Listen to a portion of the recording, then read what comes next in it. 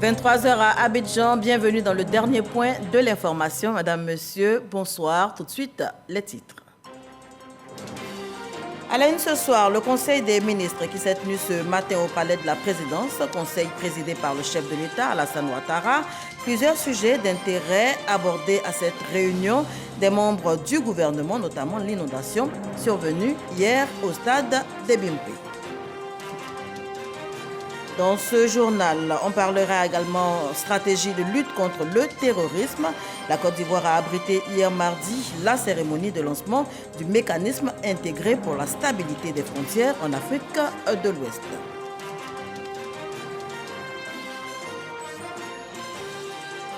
Nous ferons également escale dans un petit tour de l'actualité. Nous irons notamment en République démocratique du Congo où l'opposant Jean-Marc Kabound a écopé de 7 ans de prison.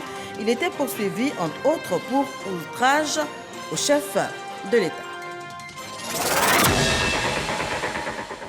Voilà pour les titres. On se rend tout de suite au Palais de la Présidence de la République où il s'est tenu ce matin un conseil des ministres, conseil présidé par le chef de l'État, Alassane Ouattara. Plusieurs sujets d'intérêt national abordés à cette réunion des membres du gouvernement, notamment l'inondation survenue hier au stade des Bimpe. On en parle avec Viviane Aïmen. Notez que ce match était un match test des infrastructures, donc devront abriter la CAN prochaine. Au total, 17 décrets, projets de loi et ordonnances, 4 communications, 3 décrets de nomination d'ambassadeurs et 2 sujets classés d'intérêt divers ont constitué un menu consistant pour ce premier conseil des ministres de rentrée après les vacances du gouvernement.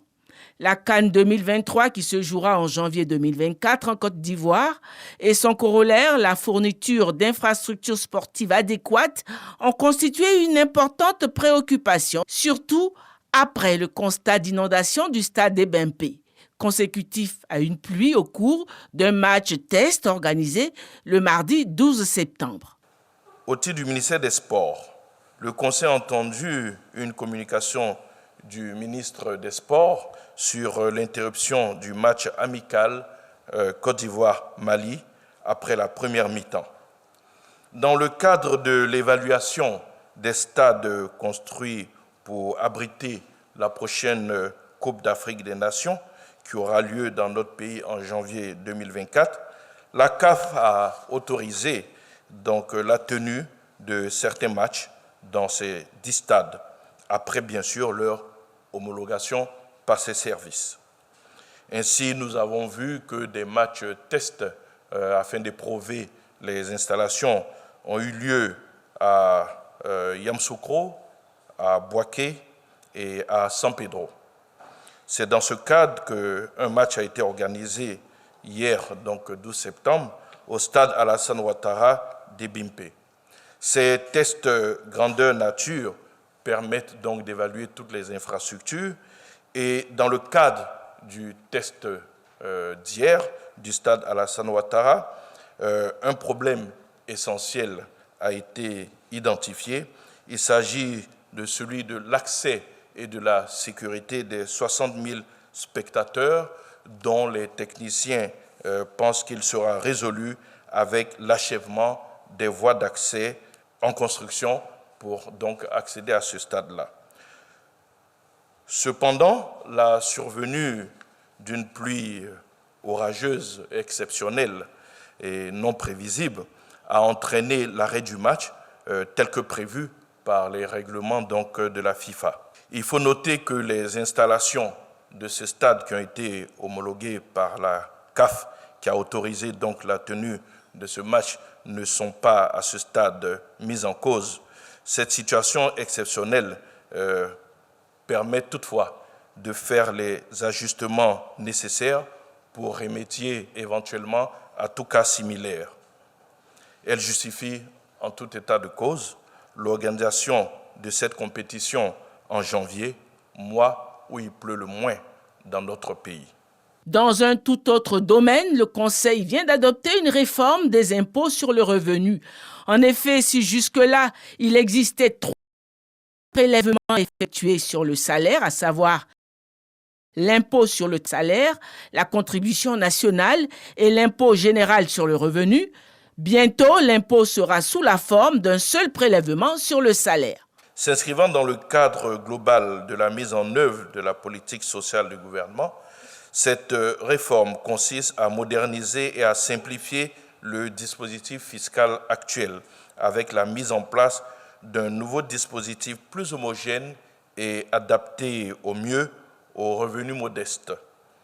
Ce nouveau dispositif repose essentiellement sur la fusion des 3 impôts cédulaires qui étaient en cours, à savoir l'impôt sur les salaires, en abrégé IS sur les bulletins, la contribution nationale pour le développement économique, culturel et social donc, de la nation, sur les bulletins c'est marqué CN, et puis donc l'impôt général sur le revenu, assis sur les salaires, l'IGR, et tout cela est regroupé en un prélèvement unique, donc en un seul impôt. S'y ajoute donc à cette réforme l'adoption d'une taxation progressive par tranche de salaire en lieu et place de la taxation mixte, l'institution d'un mécanisme de réduction d'impôts pour charges de famille en remplacement du quotient familial pour tenir compte de la situation matrimoniale du salarié et du nombre d'enfants en charge, et également la création d'une tranche d'imposition à taux nul pour les salaires mensuels inférieurs à 75 000 francs CFA, ce qui est une innovation majeure. Ainsi, plus de 90% des salariés verront leur traitement et salaire connaître une augmentation.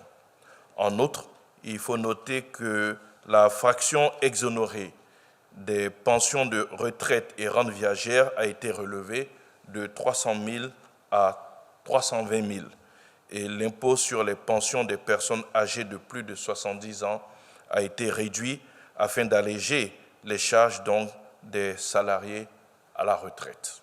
Par ailleurs, le Conseil des ministres vient de suspendre pour 10 ans l'activité d'exportation de la ferraille pour permettre d'alimenter les industries locales.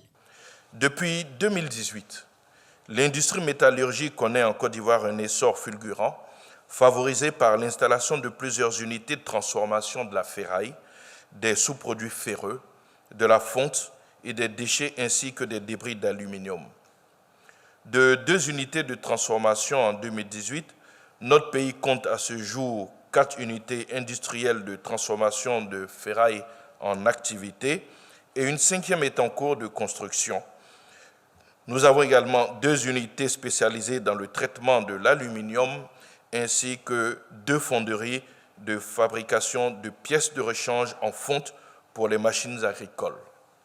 Ainsi, la capacité nationale d'absorption annuelle de ferraille, y compris la fonte et l'aluminium, est projetée à environ 600 000 tonnes pour les années à venir.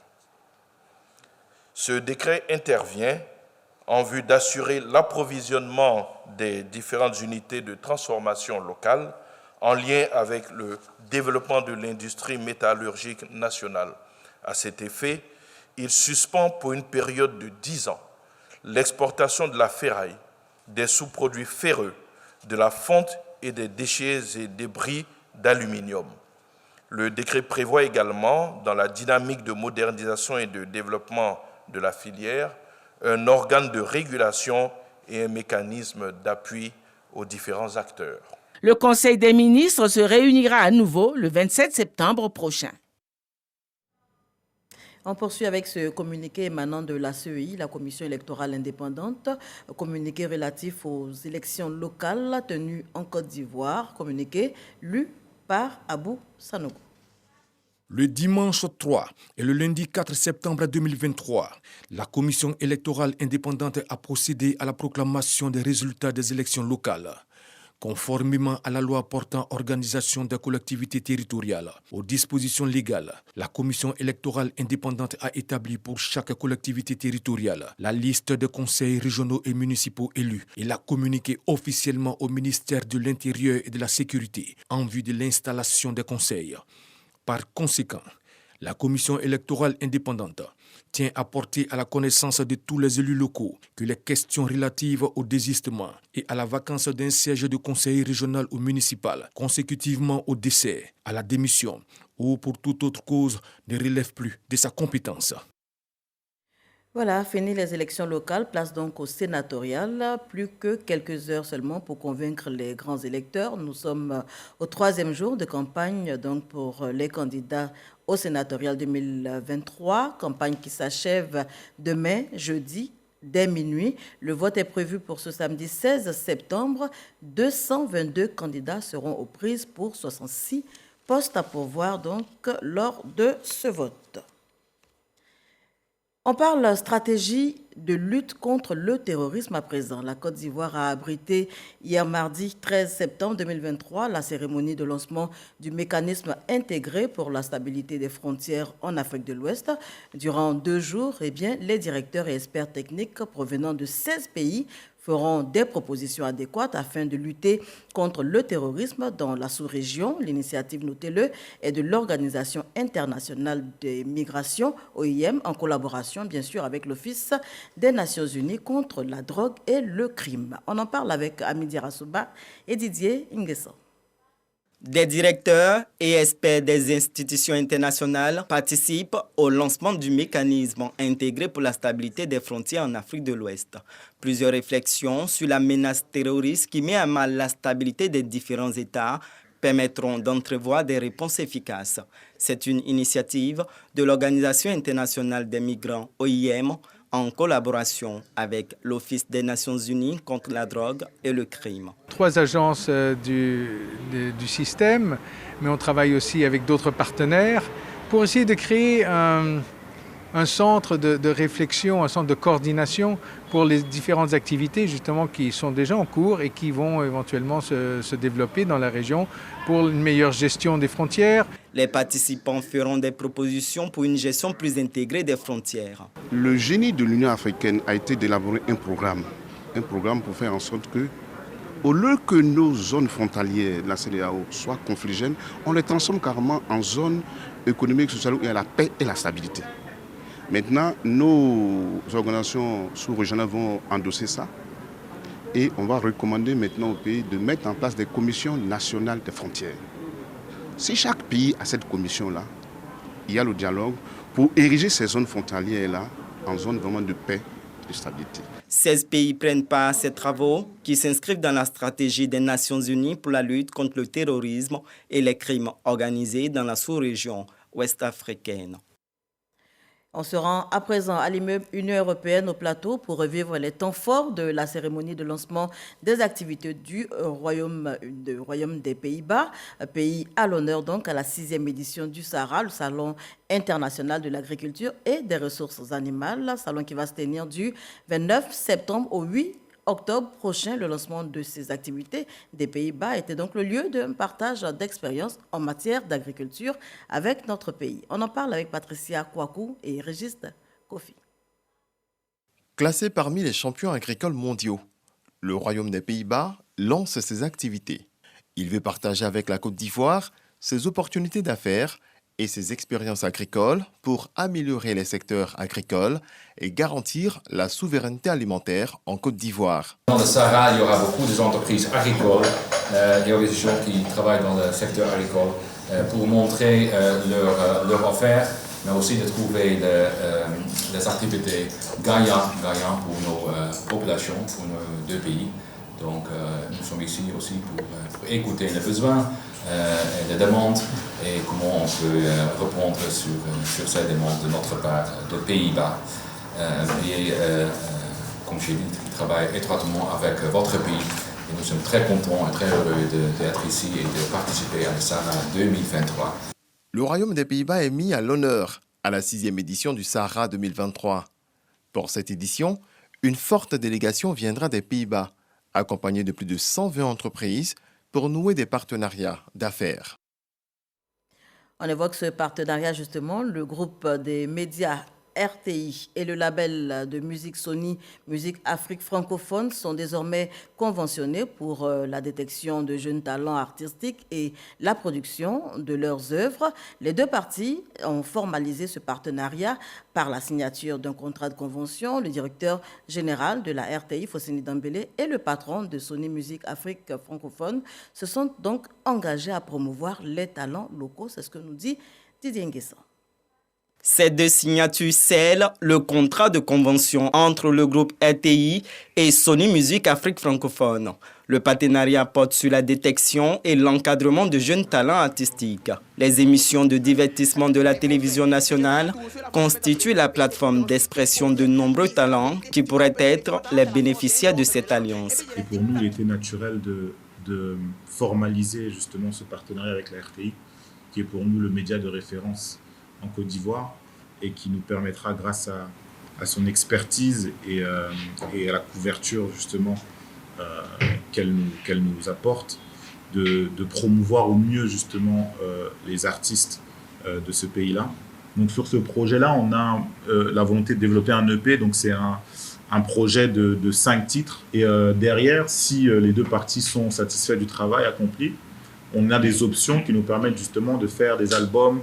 L'artiste AD, lauréat de l'émission de rap ivoire Flow 225, produit et diffusé sur les antennes de la RTI, est un exemple des retombées de cette convention. Une première dans l'industrie musicale. À travers cette production de la 3, aujourd'hui formaliser un protocole avec Sony, c'est une autre étape pour la promotion de nos artistes. Et donc, c'est un pas important qui en appelle d'autres dans la coopération entre nos deux structures pour le bonheur de la culture et de nos artistes.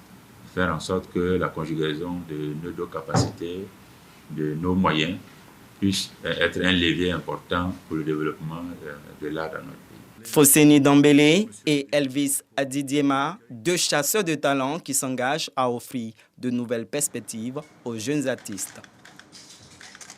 Un pas important, cette fois en matière de nutrition. L'UNICEF et le Conseil national de la nutrition ont procédé hier mardi à l'inauguration d'un nouveau franc dans le village de Koniens, c'est dans la région du Poro, entendé par franc foyer de renforcement des activités de nutrition communautaire. Ce sont des espaces et biens pour les mamans, des enfants donc de 6 à 23 mois. Ces mamans sont instruites sur les pratiques nutritionnelles pour le bien-être de leur bout de chou. Notez que la réalisation de cette infrastructure est un pas important, je vous le disais tantôt, dans la lutte contre la nutrition. C'est avec Khalil Diomandé sur place dans le Poro qu'on en parle. Pour chaque enfant, une bonne nutrition. Voilà l'objectif qui a conduit l'UNICEF, le Fonds japonais et le Conseil national pour la nutrition à l'inauguration du FRAN, foyer de renforcement des activités de nutrition communautaire de Koniens, dans la région du Poro. Dans cet espace, les mères, à l'image d'Aïcha, bénéficieront de conseils sur les meilleures pratiques nutritionnelles afin d'assurer une bonne croissance à leurs tout-petits. Des tout-petits qui disposent également d'une aire de jeu en vue de favoriser leur plein épanouissement. La bouillie permet à l'enfant d'être toujours en bonne santé, en pleine forme. L'espace aussi, ça permet à l'enfant de s'épanouir. Parce que les jeux qui sont là, nous n'avons pas l'habitude d'avoir ce genre de jeux dans nos villages. Aujourd'hui, nos enfants vont bien se nourrir et ils ne vont pas tomber malades aussi. On remercie l'UNICEF pour tout ce qu'ils ont fait pour nos enfants. Une communauté villageoise heureuse, des partenaires tout aussi fiers d'accompagner l'État de Côte d'Ivoire dans son combat contre la malnutrition. La délégation japonaise conduite par l'UNICEF repart convaincue de l'impact de son apport financier pour l'éradication de la pathologie. Je repars de ce village très satisfait et je vais faire ce rapport à la coopérative au Japon pour qu'eux aussi, tout le monde, eux tous comprennent que la contribution que nous avons apportée à ce projet a abouti et allé jusqu'à son thème. Le sourire sur les visages des enfants, le sourire aussi sur le visage des parents, c'était vraiment magnifique et ça nous encourage à poursuivre notre engagement auprès des populations de Côte d'Ivoire pour que chaque enfant bénéficie d'une bonne nutrition. Vraiment, je voudrais remercier les partenaires. Si on vraiment cette dynamique n'est pas stoppée, qu'elle continue, je suis convaincu que d'ici 2030, comme le souhaite, on va éradiquer complètement la malnutrition dans notre pays.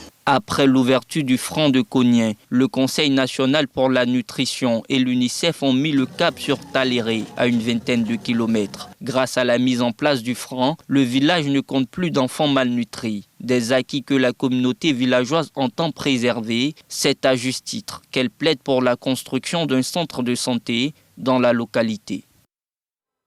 Et dans le cadre de ces activités, le projet d'appui à la gestion économique et financière organise, en liaison avec la direction du contrôle financier, un séminaire de formation des contrôleurs financiers à la métrologie de l'audit interne. On en parle avec Didier Nguessa. Auditer les systèmes financiers décentralisés pour maîtriser la gestion stratégique et opérationnelle de la fonction d'audit interne. Cette formation initiée par le projet d'appui à la gestion économique et financière de la BAD vise à améliorer le fonctionnement et la performance d'une organisation. L'exercice de l'audit interne consiste à vérifier en réalité si les règles édictées par l'organisation sont respectées.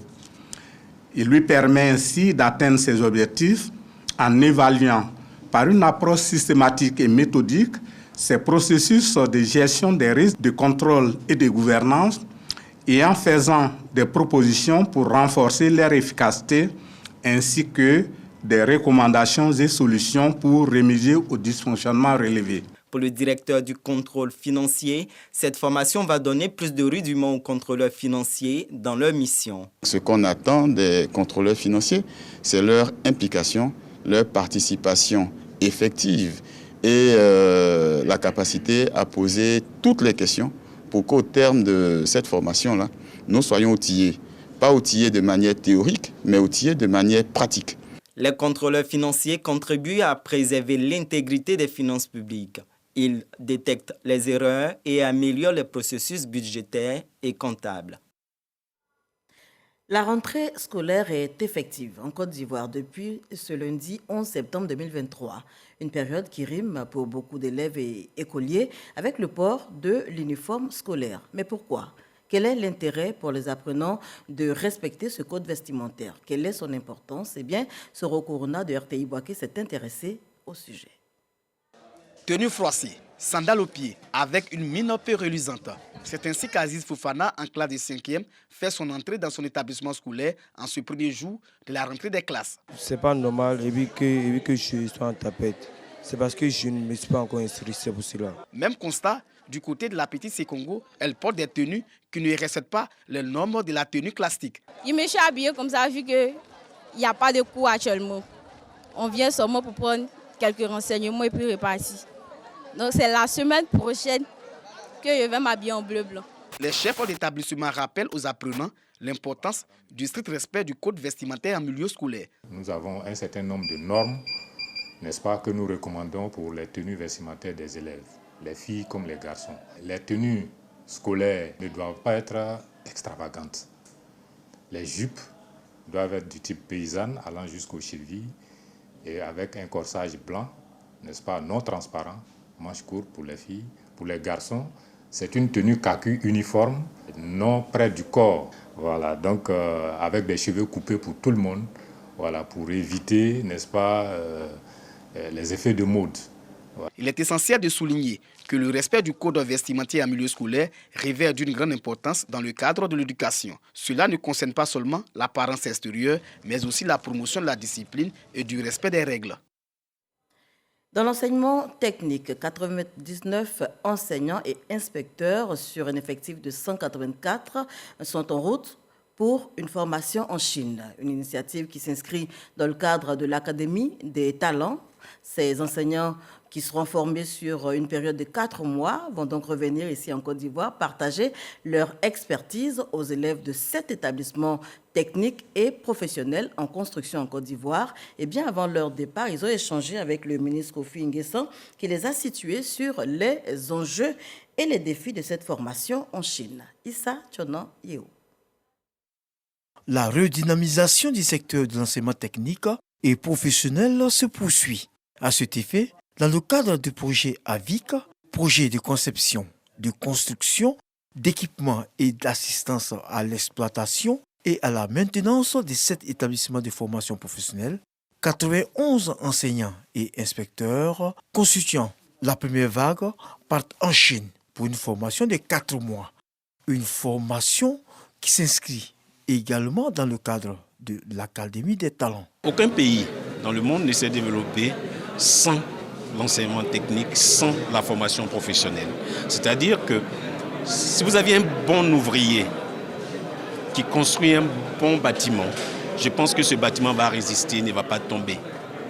Or, pour que ce bâtiment ne tombe pas, il faudrait donc que la formation de base, cette formation professionnelle et technique, soit solide et consistante. Au cours des échanges au lycée technique avant leur départ pour la Chine, le ministre Kofi Nguessan indique qu'ils sont l'avenir de la formation des jeunes en Côte d'Ivoire. Le président de la République et le gouvernement ont autorisé la construction de 7 nouveaux lycées à Ebimpe, à Yamoussoukro, à Diabo, Dabakala, à Guéléban, à Korogo et à Congo. Et pour anticiper, c'est vraiment pour anticiper sur la formation des formateurs. Et dans le cadre de ce projet, il est prévu que des formateurs aillent en Chine pour comprendre d'abord le fonctionnement de ce nouveau lycée et approfondir leurs connaissances dans les matières pour lesquelles ils ont été recrutés ou ils seront recrutés dans ce lycée pour faire des enseignements de qualité. Au total, ils seront 199 enseignants et inspecteurs de l'enseignement technique et professionnel à être formés à la fin du projet AVIC. La population de Sogbeni, village du département de Kounaïri, ne va plus parcourir de longues distances pour se faire soigner. La localité bénéficie désormais de centres de santé, un rêve devenu réalité après plusieurs années d'attente. C'est à l'initiative de la RTI en partenariat avec la fondation Lonasi. La réalisation de l'infrastructure sanitaire dans la région du Béret a été obtenue suite donc à la victoire du groupe Nouvelle Vision du Woroba à l'émission Variétoscope édition 2022. Djeneba Ouattara et Charles Tatou étaient justement à la cérémonie de remise. Cette coupure symbolique de ruban et de remise de clés marque l'ouverture officielle du centre de santé de Sogbeni, village du département de Kounaïri, dont de la RTI, Radio-Diffusion Télévision Ivoirienne, en partenariat avec la fondation Lonasi, au district autonome du Woloba, suite à la victoire du groupe Nouvelle Vision du Woloba à l'émission Variétoscope 2022. La remise des clés de l'édifice sanitaire aux autorités locales est faite par le représentant du directeur général de la LONASI et de celui de la RTI. Il s'agit de rapprocher les soins de santé aux populations. Il fallait parcourir 15 km pour avoir accès aux soins de base. Donc là, avec ce centre de santé qui est implanté ici à Sogbeni, ils vont parcourir la moitié du chemin pour pouvoir se soigner. Donc pour nous, ça ne peut que contribuer au bien-être des populations de Sogbeni et de tous les villages environnants. L'immense gratitude du directeur général de la RTI à la haute direction de la LONASI et dire avec conviction que la grande aventure continue. Vive Variétoscope, vive la RTI, vive le partenariat RTI, LONASI, deux entreprises citoyennes au service de la solidarité nationale. Les autorités locales sont reconnaissantes à la RTI et à la fondation LONASI pour l'action de haute portée sociale. Nous, population du département de Kounaïri, nous sommes particulièrement très heureux parce que c'était un besoin depuis très longtemps qui avait été exprimé par nos populations de Sogbeni. On voudrait dire merci à la RTI, merci à la Fondation Lonasi pour ce centre qui vient vraiment régler un problème crucial, surtout ce problème de santé pour la population. L'ouverture et le reprofilage des voies, l'adduction en eau potable et l'électrification du centre de santé sont entre autres les doléances exprimées.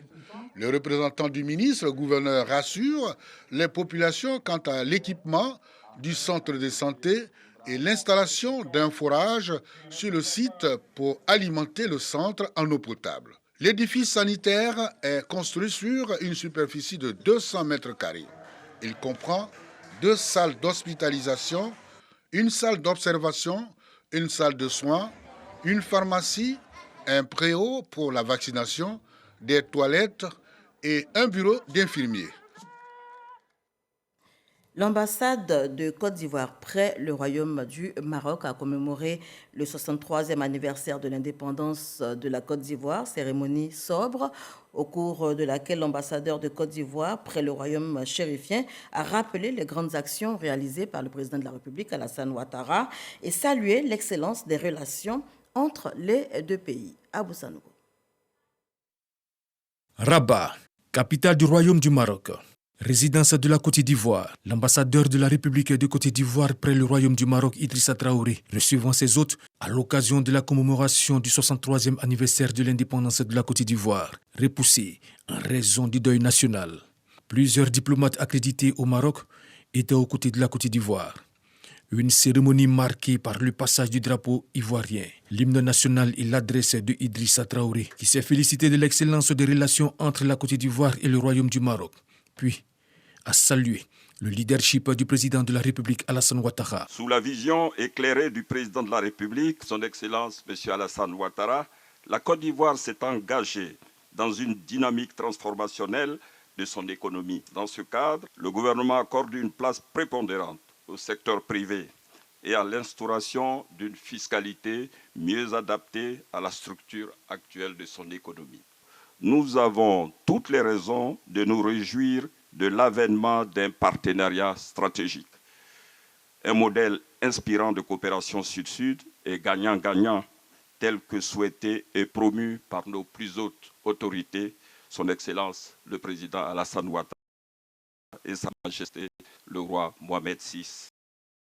Que Dieu l'assiste. Le ministre de la Transition énergétique et du Développement durable du Royaume du Maroc a dit l'engagement de son pays à élargir sa coopération avec la Côte d'Ivoire. Pour l'avenir, nous envisageons de renouveler et d'élargir notre coopération dans des domaines encore plus stratégiques.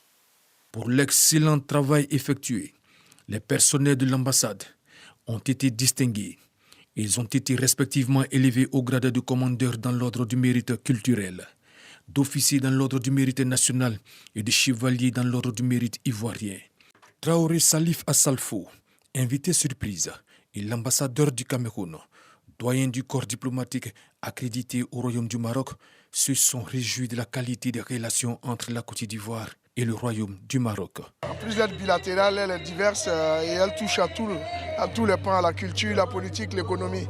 Et moi, je suis content d'être là ce soir. Les vœux de bonheur, de paix, de stabilité et de progrès continu pour la Côte d'Ivoire. Longue vie au président Alassane Ouattara. Il fait des merveilles pour la Côte d'Ivoire. J'ai pu voir à la télé ce qui se fait en Côte d'Ivoire et je ne peux que prier pour que la Côte d'Ivoire continue sur ce chemin-là. Plusieurs artistes, dont William Pedro, invité spécial, et Assalfo, ont apporté leur touche à cette fête.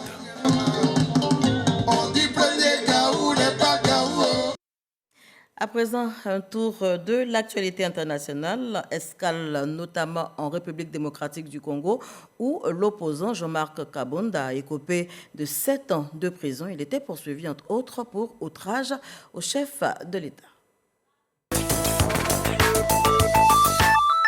La Cour de cassation condamne ce mercredi à 84 mois de prison l'opposant Jean-Marc Kabonda. L'ancien président intérimaire de l'UDPS est incarcéré depuis le mois d'août 2022. Jean-Marc Kabonda était visé par 12 chefs d'accusation, dont ceux d'outrage au chef de l'État et de propagation de faux bruits. Ce mercredi, devant le Conseil de sécurité de l'ONU, Volker Perthes annonce sa démission. L'émissaire de l'ONU au Soudan a mis en garde des autorités contre le fait que le conflit dans le pays menace de se transformer en guerre civile. Volker Perthes était l'émissaire de l'ONU au Soudan depuis 2 ans et demi. Un incendie s'est déclaré dans la nuit du mardi au mercredi au Vietnam, dans la capitale Hanoï. Le drame a causé la mort de 56 personnes, dont 39 ont pu être identifiées. L'opération de recherche se poursuit et les équipes de secours avaient réussi à sortir 70 personnes piégées dans le bâtiment. Voilà un commentaire de Angela Diallo qui met un terme à ce journal. Merci de l'avoir suivi.